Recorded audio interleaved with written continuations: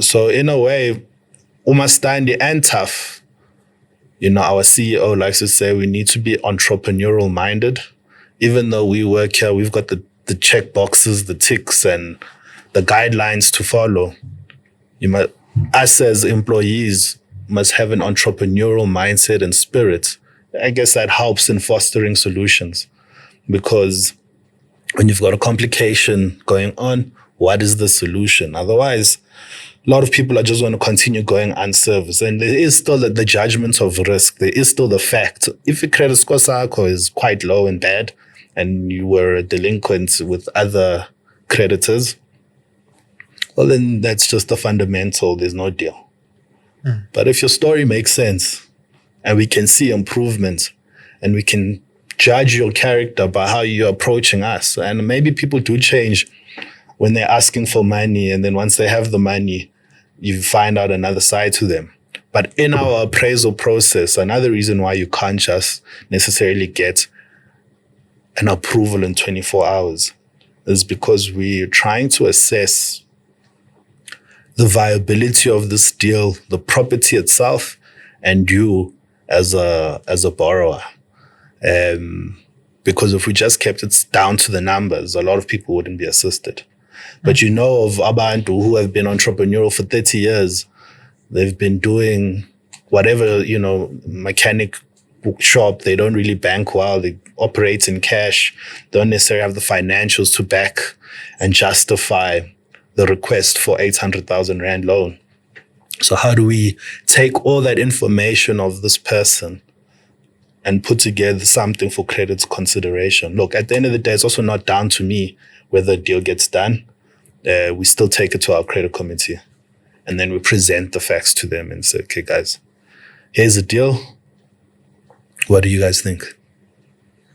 So when you look at then what you do more specifically on the township side of things, how do you then balance the social impact as well as the profitability? And what has been the most rewarding thing about the role that you are playing doing that? So I think by virtue of our investments being in township communities, standard baseline, there's impact being created, because you've got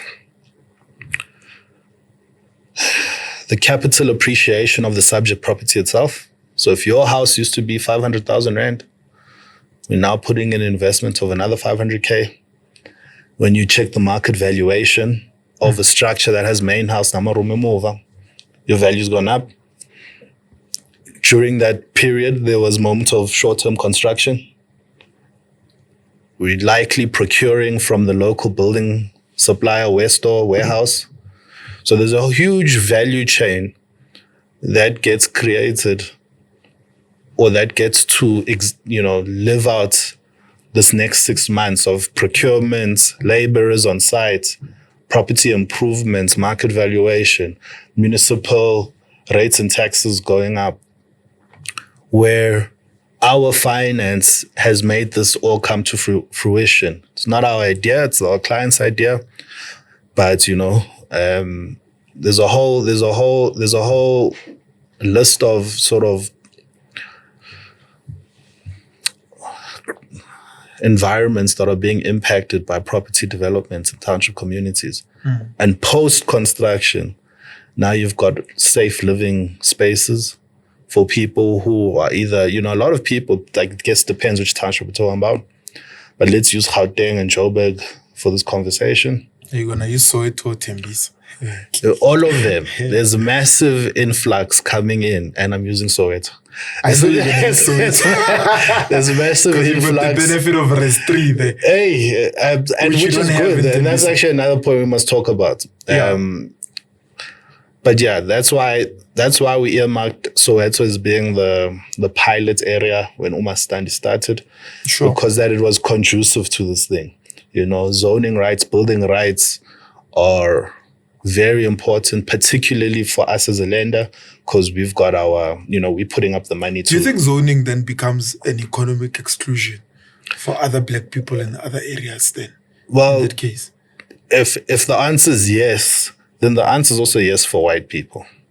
because now, well, if whatever you perceive as a white area, they don't necessarily have zoning rights in place either.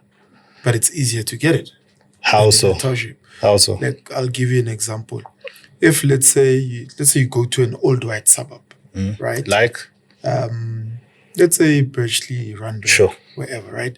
The yards primarily are bigger. Nice and big. So if one is rezoning there and they say, I've got parking allocation for every unit, it's automatic and easy. It makes it easier, of the location, for sure. Right?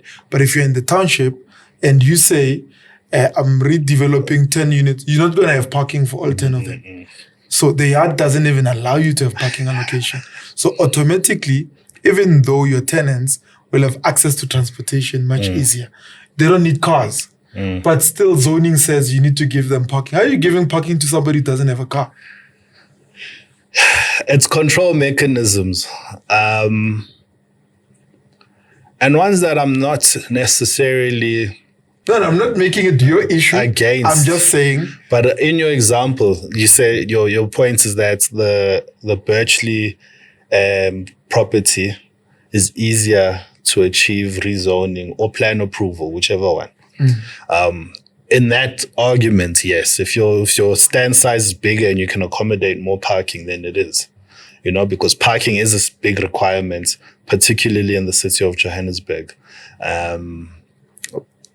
Parking is one of the main control mechanisms regarding Soweto developments.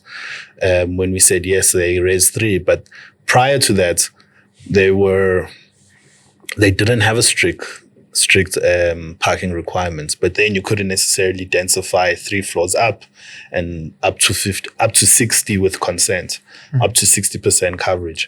Yeah.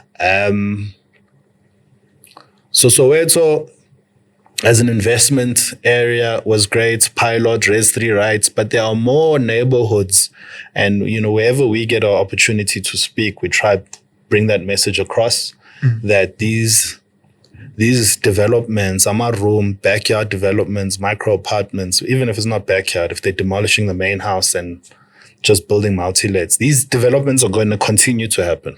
With or without regulation. So it's best that the city catches up, and whichever one, the city of Courier, city of Tshwane, and outside of Gauteng, that you find a way, how do we make this thing work for all? Because the city, they definitely want to know what's happening on the ground and not drive past neighborhoods and only see 2-3 years later, I want to...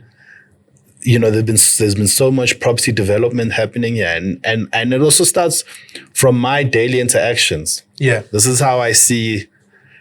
There's a gap in knowledge for clients on how to navigate town planning, which is, I guess, or the gap in knowledge when it comes to navigating town planning. Yeah, okay. So they don't understand it. And then they are guided by an architect who's drafting their plans, all right? And he also isn't a town planner. But architects should know how to... You see, I have this conversation with them. When I call them, when I see what they've proposed for my clients, yeah, then I would ask him, why are you proposing the structure? The structure won't get approved. And you hear from his side is that